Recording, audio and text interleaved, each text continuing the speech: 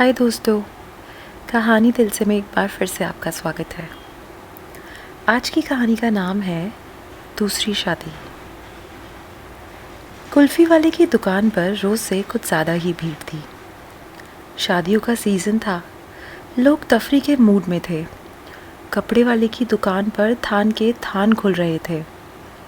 गली में चूड़ी वाला कलाइयाँ पकड़ते पकड़ते परेशान हो गया था और घंटाघर से तीसरी गली में प्रकाश बैंड वाला तो इतना बिजी था कि जैसे बैंड मास्टर नहीं, इंफॉर्मेशन और ब्रॉडकास्टिंग मिनिस्टर हो। इस चहल पहल के समंदर के एक शांत कोने में साड़ियों की एक बड़ी सी दुकान थी। ज़मीन पर गद्दे थे, गद्दों पर सफ़ेद चादरें और चादरों पर सैकड़ों किस्म की साड़ियाँ। गद्दों के सामने छोटी छोटी बेंच लगी हुई थी जिसमें लाइन से कस्टमर बैठे थे। दाहिनी से तीसरी बेंच पर 23-24 साल की एक लड़की ने अपनी माँ से कहा, माँ, मैं हिस्ट्री के नोट्स लेकर आती हूँ। धीरे धीरे दुकान की सीढ़ियों से उतरी, साइकिल रिक्शा किया और चल दी। रिक्शे वाला गलियाँ गलियाँ घूमता, ट्रैफिक से जूझता बाजार से बाहर निकल गया। अच्छी चौड़ी एमजी रोड पर फराटे से चलने लगा। सिविल लाइंस के बगल से बाएं मुड़ा और लगभग 20 मिनट बाद शहर के बाहर एक नदी के किनारे बनी सीढ़ियों के पास पहुंच गया। लड़की का नाम था अनु और वो यहाँ अपने एग्ज़ाम के नोट्स के लिए नहीं, अपने कॉलेज के दिनों के एक खासम खास कुमार से मिलने आई थी। कुमार ने अनु को देखते ही उसे गले लगा लिया। रिक्शे वाले को इस जगह पर ऐसे दृश्य देखने की आदत हो गई थी, इसलिए उसने थोड़ा सा पलटकर नज़ारा देखकर अपना थोड़ा सा एंटरटेनमेंट लिया और फिर अपने रास्ते को चला गया। अनु और कुमार नदी के पानी में अपने पैर डालकर बैठ गए, हाथों में हाथ, आँखों में आँखें और डूबता सूरज। तो शादी कर रहे हो कल? अनु ने कहा।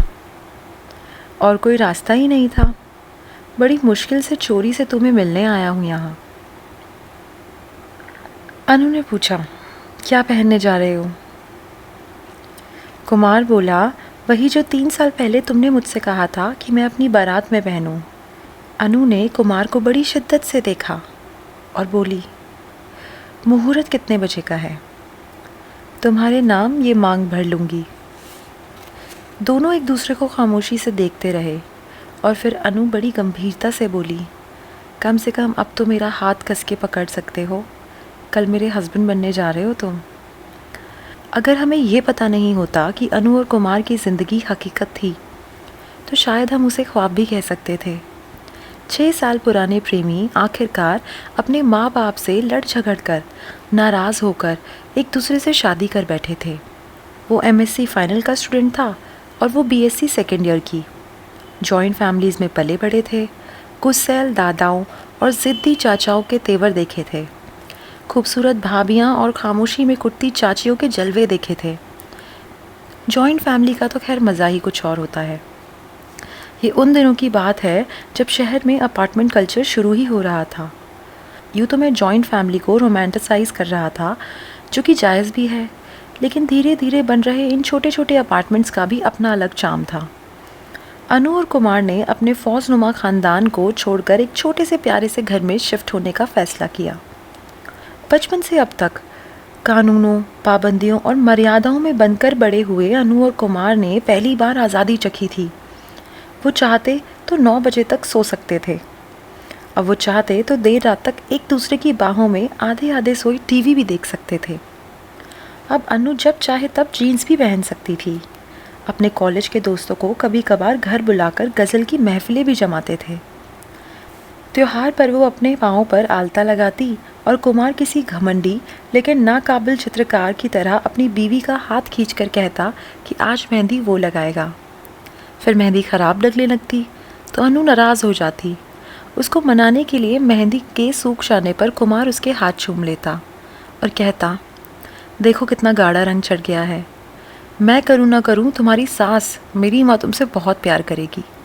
कुमार अपनी फेलोशिप में से पैसे बचाकर अनु के लिए शादी का पहला तोहफा एक पीली बनारसी साड़ी ले आया। अनु कुछ महीने बाद जवाबी तोहफा ले आई, काले स्ट्रैप और गोल्डन डायल वाली घड़ी।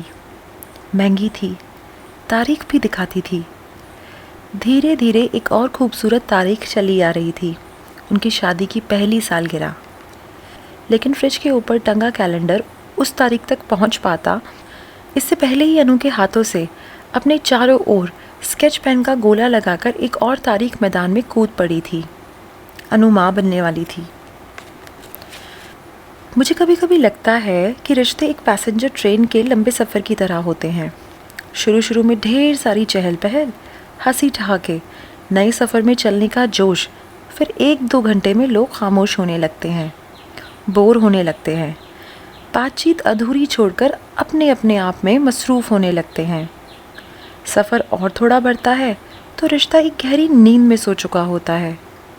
वही मुसाफिर जो हंसते खेलते ख्वाबों की अटैची में लेकर, उम्मीदों को होल्ड ऑल में बांधकर सफ़र की शुरुआत में आए थे, वही अब सफ़र से ऊब गए होते हैं।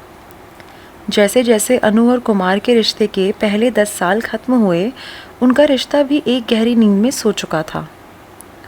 अब तो इन 2 मुसाफिरों का एक और हमसफ़र भी था, उनका बेटा हर्ष, जो 9 साल का हो चुका था। लेकिन अब इस रिश्ते की ट्रेन के कंपार्टमेंट में हंसी नहीं गूंजती थी। लोग एक दूसरे के साथ खाना नहीं खाते थे, एक साथ क्रॉसवर्ड नहीं सॉल्व करते थे। बड़े शहर की शादियों में अकेलेपन की जोक अक्सर लग जाती है, और उसमें जब तक अपने साथी के साथ नमक ना छिड़को तब तक वो जोक मरती नहीं है।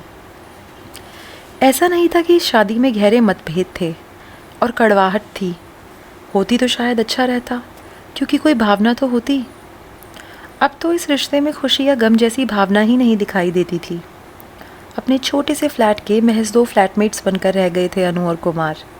न ज़्यादा बात करते थे, न शाम को सैर पर जाते थे, न संडे को एक साथ राशन की लिस्ट बनाते थे, न बृहस्पतिवार को सब्ज़ी मंडी में साथ जाकर बड़े बड़े थैले लेकर ठेले के सामने कटहल पर मोल भाव करते थे।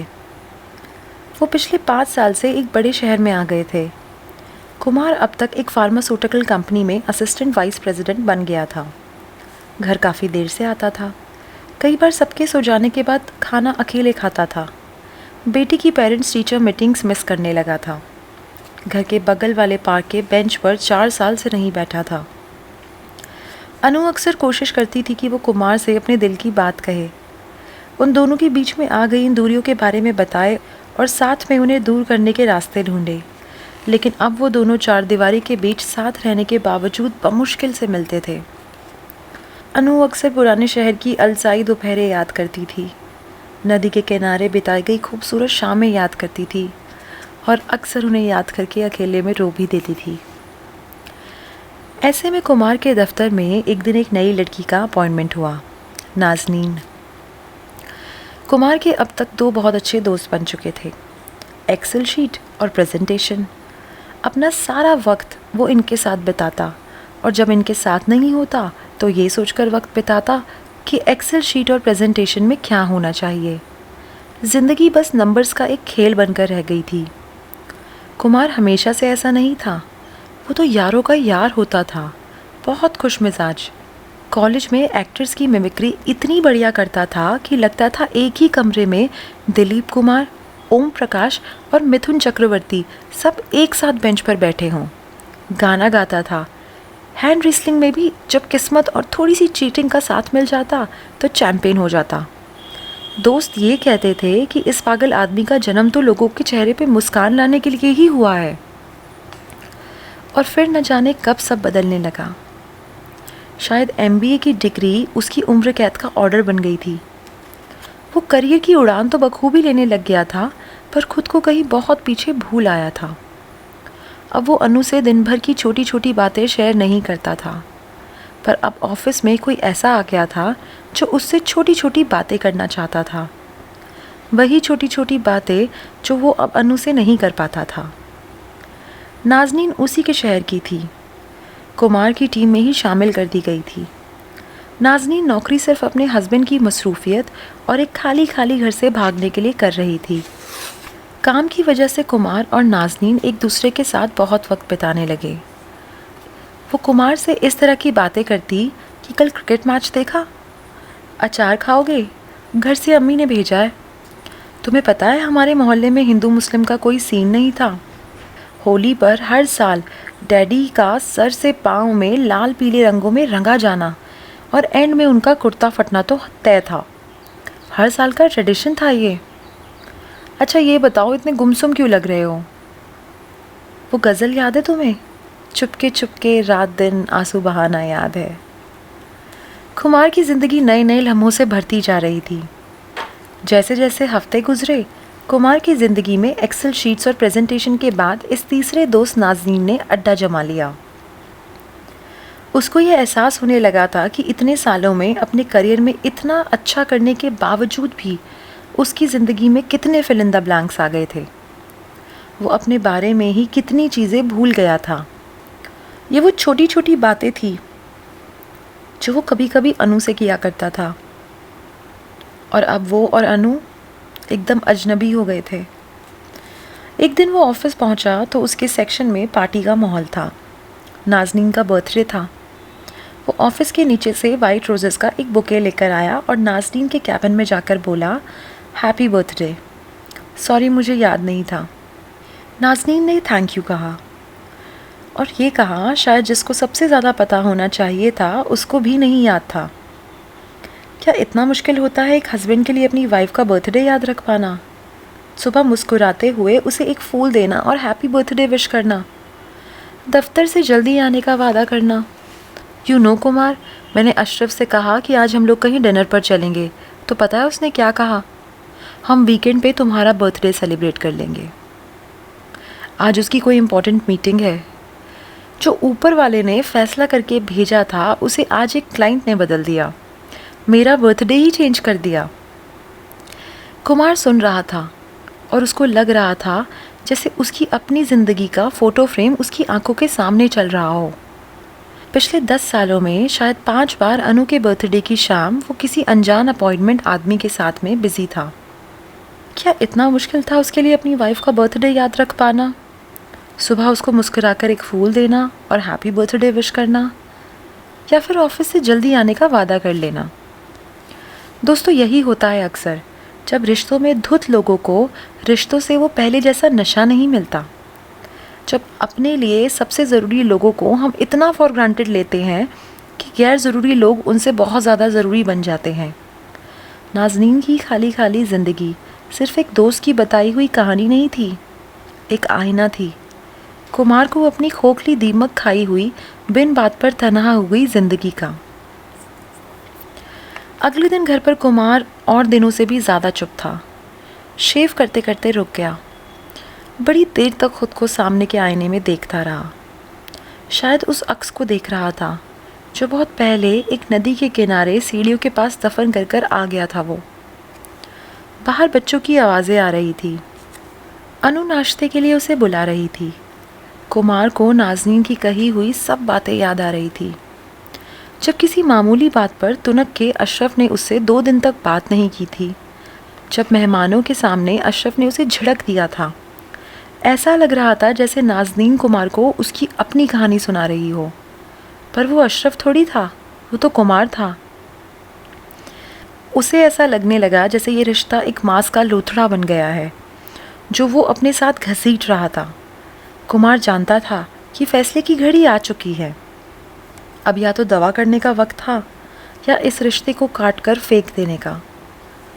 वो दफ्तर पहुंचा। लंच के बाद नाज़नीन उसके कैबिन में आकर बोली, मैं थक गई हूँ कुमार, बहुत कोशिश की, पर अशरफ और मेरा रिश्ता शायद कब का ख़त्म हो चुका है। अब मैंने और उसने इस पर कोर्ट की मोहर लगाने का फ़ैसला भी कर लिया है। तुम वो गलतियाँ कभी मत करना जो अशरफ ने की। अपने रिश्ते को बचा लो प्लीज़। कुमार ने टेबल पर रखे कागज़ के 2 पन्नों को देखा और नाज़नीन से कहा, तुमने देर कर दी सलाह देने में नाज़नीन, मैं अपना फ़ैसला पहले ही कर चुका हूँ। मेरे शहर की फ़्लाइट सुबह 9:30 पर थी। फैमिली कोर्ट ने शाम 4 बजे आने को कहा था। घर से एयरपोर्ट तक कुमार और अनु एक शब्द भी नहीं बोले। उन दोनों में एक अजीब सी खामोशी थी। कुमार के चेहरे पर कोई भाव नहीं था। फ़्लाइट से उतरे, टैक्सी में बैठे। एयरपोर्ट से उनके घर की ओर जाने वाली सड़क से टैक्सी बाएं मुड़ गई। अनु ने पूछा, ये कहाँ जा रहे हैं हम? गाड़ी अच्छी चौड़ी MG रोड पर फराटे से चल रही थी। सिविल लाइंस के बगल से बाएं मुड़ी और करीब 10 मिनट में शहर के बाहर नदी के किनारे बनी सीढ़ियों के पास पहुंच गई। कुमार उतरा। उसने अनु को गले लगा लिया और बोला, आई एम सॉरी, मैं बदल गया था, मुझे फिर से वैसा ही बनना है, प्लीज़ मेरी हेल्प कर दो। हमने यहीं से की थी ना अपने रिश्ते की शुरुआत, चलो फिर आज एक नई शुरुआत करते हैं। हैप्पी बर्थडे अनु। अनु और कुमार नदी के पानी में अपने पैर डालकर बैठ गए, हाथों में हाथ, आँखों में आँखें और डूबता सूरज। दोनों एक दूसरे को खामोशी से देखते रहे। फिर कुमार ने कहा, कम से कम अब तो मेरा हाथ कसकर पकड़ सकती हो, 3 घंटे में कोर्ट में हमारी दूसरी शादी है। तो फ्रेंड्स, कैसी लगी आपको ये दूसरी शादी की कहानी? अगर आपको पसंद आई हो और इस कहानी ने आपके दिल को छुआ हो तो वीडियो को प्लीज़ लाइक करें, चैनल को सब्सक्राइब करें और हमारे साथ ऐसे और कंटेंट के लिए जुड़े रहें। तब तक के लिए take care. Thank you for your time.